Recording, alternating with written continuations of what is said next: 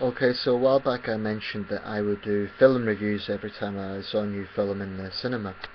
I've probably fallen behind that, so I'll do one for the film I've just seen, which is Unbroken. Now, like I say with the other videos, if you haven't seen this film and you don't want a spoiler, then don't watch this video, because I'm going to be talking about details in the film.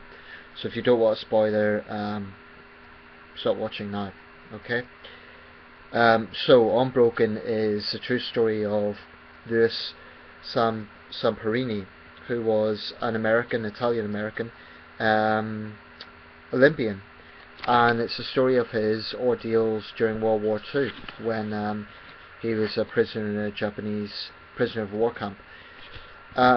It's not an easy film to watch in some scenes. It's quite heavy going. And I have to say that the director, who notably is Angelina Jolie, she's got quite a lot of attention because it's her first major debut as an actor, as a director, doesn't really leave anything to the imagination. There is quite graphic torture scenes. Well, they're unpleasant scenes to watch. I don't want to give the impression that it's really extreme scenes, but it's hard to watch, and it certainly it focuses around basically this man's battle of survival against the odds, because before being picked up by the Japanese, along with his comrades, he was on a raft for 47 days in the Pacific, in shark-infested waters, and after being shot down, then brought to a POW camp. And there's one particularly sadistic guard, Watanabe is his family name, I forget his first name, but he's a particularly sadistic guard, angel face, but a complete sadist. You know, it's interesting, about a year ago I watched the film The Railway Man, and this was very similar, obviously about the same sort of theme. And one thing I want to mention is a response, if you like, to a lot of the criticism that is online, especially under the trailer. A lot of that criticism is coming from Japanese people who feel that this is, well, in their opinion, Hollywood propaganda, and it's once again making Japan look bad in their perception. Some of the comments I've seen is, and it isn't just from Japanese people, it's from others, some of the comments I've seen is, oh, how about making a film about American atrocities? But this is just the thing. There have been many films, actually, about America's less than glorious past. Many films. Look at Mississippi Burning. Look at 12 Years a Slave. Look at Full Metal Jacket. Look at Casualties of War. They're all films documenting less savoury aspects of American history. So to suggest that Hollywood is just one big propaganda machine that always shows America in a good light, I think that's not accurate.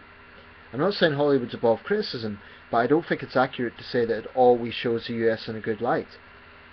True, there is a trend for films sort of showing America saving the world and this sort of thing, but to suggest that every historic film that comes out of the United States is pro-American, that is just not true. It's not the case at all. And any objective person will see that. Does the film portray Japan in a bad light? Yeah, it does. But you know what? That is history. The fact of the matter is, Japan during World War II committed some heinous war crimes. And the treatment of POWs is well documented. So if people are offended by the truth, that's their problem. And actually, I watched the film, and I don't think it necessarily demonises Japan, the whole country. It focuses on an individual, this guy Watanabe, as a sadist, but with the exception of one senior commander in another scene, all the negative attention is on him as an individual. It doesn't show all the Japanese soldiers to be monsters, so it's not demonising the whole, every single Japanese person. And there's one scene where they're being transported to another camp, where it shows Japanese civilians coming out of the rubble of bombed buildings bombed in Allied raids. So that little scene sort of shows a humanitarian touch in that it's not showing, you know, it's not a black and white film actually, because I think that's what the critics are trying to say, that it's black and white, like the good guys versus the bad guys. It's not that simple. And if you watch the film objectively, I think you'll realise it's more to do with one man's battle for survival. It's an inspirational film from his perspective, rather than trying to demonise Japan. But you know, the fact that it does show unpleasant scenes, and it does show some of the actions the Japanese Imperial Army carried out, I don't think that should be a controversial issue, because it's just a historic fact. And the Tokyo War Crimes Commission established that as a fact. And even a number of Japanese politicians have acknowledged that this did happen. So I don't see why the truth should be so controversial. So the Japanese people who are getting reactionary and defensive to that, I would say, you know, the mark of a great nation is a nation that confronts its past. And to suggest that the United States doesn't, you know, show its negative side, I think that's misleading. Because there are films that show darker aspects of American history as well. And it's true that every country in the world has its dark side. You know, if there was a film made about Britain's response to the Mau Mau uprising in Kenya, and it showed the British in a very negative light, I wouldn't take issue with that film, because I would recognise that this is just a historical fact. I mean, the film Gandhi shows the British in a quite negative light, but I'm not sort of saying, oh, that film should have been banned or something, because I acknowledge that we did have an unsavoury past.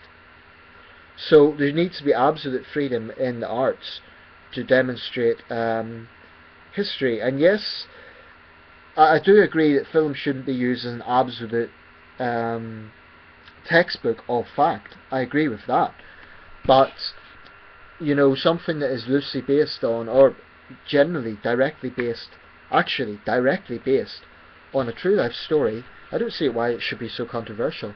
I mean, Louis Samporini was a very inspirational man, a very strong man, who overcame many ordeals in life. I mean, this was his wartime experience, but he was also an Olympian runner.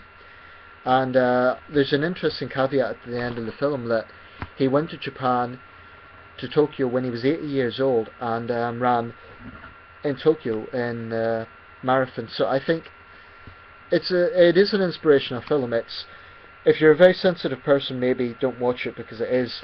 I was with my students tonight, and there's two girls on either side of me, Chinese girls, and I think they found it a bit heavy going. Maybe it's emotionally raw for them because of what their country went through. But I would say it's a good film. I wasn't disappointed. I'd give it 8 out of 10. Definitely above average, definitely worth checking out. And in terms of purely cinematic perspective, rather than political, historical perspective, purely cinematic, I think Angelina Jolie done a fantastic job. I mean, this did not look like a film of a first-time director. I think it's her first film. I'm not sure, it might be. At least it's her first major film. So, from the perspective of a first-time director, that is very... I thought in terms of cinematography, sorry, I'm slurring my words a little bit, I think it was an excellent film. And people who are sort of responding like, oh, it's American propaganda, either they haven't watched the film or they're not being objective. It's not a case of sort of going in and saying, oh, the Americans are the good guys. It's not that simplistic. Yes, it's from an American perspective, but it's not like people are making it out like it's black and white, and I don't think it is. I think it is a complex thinking film, and I think it is a very good film. So I would say if you're thinking it's just propaganda, at least check it out to be objective, and then judge for yourself. But I think it's unfair to call it a propaganda film. It's more to do with one man's battle to overcome adversity rather than being a propaganda film. Because, for example, like I say, the bombing scene, that doesn't exactly show the Allies in a good light, because it shows that the Allies killed civilians as well. So if it was a propaganda film, that scene certainly wouldn't have been in it. Yeah, so and the Japanese people who don't like it, well, my response would be accept history, accept facts. Your country behaved in that way during World War II, and denying it doesn't change the fact that it happened.